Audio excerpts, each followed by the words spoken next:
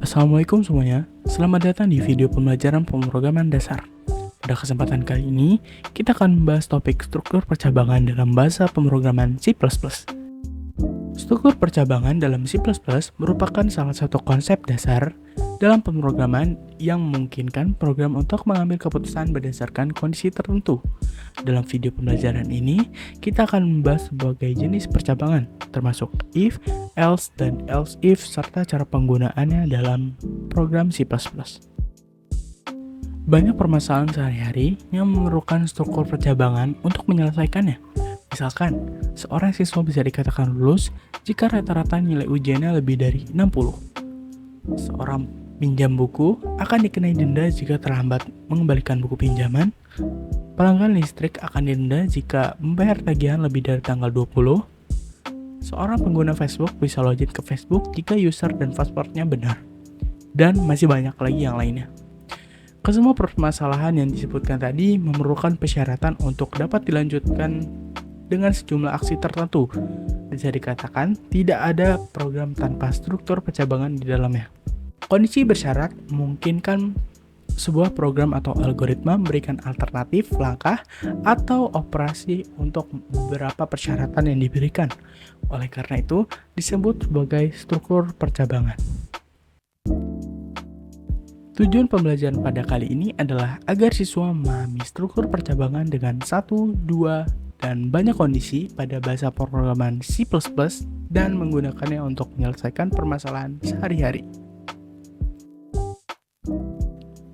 Pengertian struktur percabangan. Struktur percabangan dalam C++ digunakan untuk mengambil keputusan berdasarkan suatu kondisi. Jika kondisi terpenuhi, maka blok kode tertentu akan dijalankan. Jika tidak terpenuhi, program akan menjalankan perintah lain atau melatih blok tersebut. Percabangan dengan satu kondisi atau if statement. Percabangan ini digunakan jika hanya ada satu kondisi yang harus diperiksa. Berikut ini adalah contoh sintaksnya. Berikut contoh program. Jika kita menginputkan 3 ke program ini, maka hasil yang diinputkan adalah angka adalah bilangan positif. Namun, jika kita menginputkan -3 ke program ini, maka tidak ada output yang dihasilkan, karena kondisi di atas tidak terpenuhi. Percabangan dengan 2 kondisi, if-else statement. Jika ingin memberikan tindakan alternatif saat kondisi tidak terpenuhi, gunakan if-else. Berikut adalah sintaksnya. Berikut adalah contoh program. Jika input yang diberikan adalah angka 2, maka hasil yang akan keluar adalah angka adalah bilangan genap.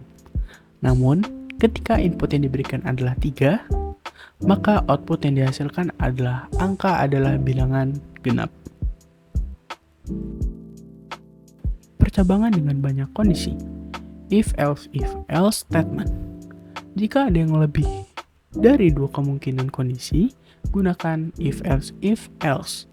Berikut adalah sintaksnya. Berikut adalah contoh program.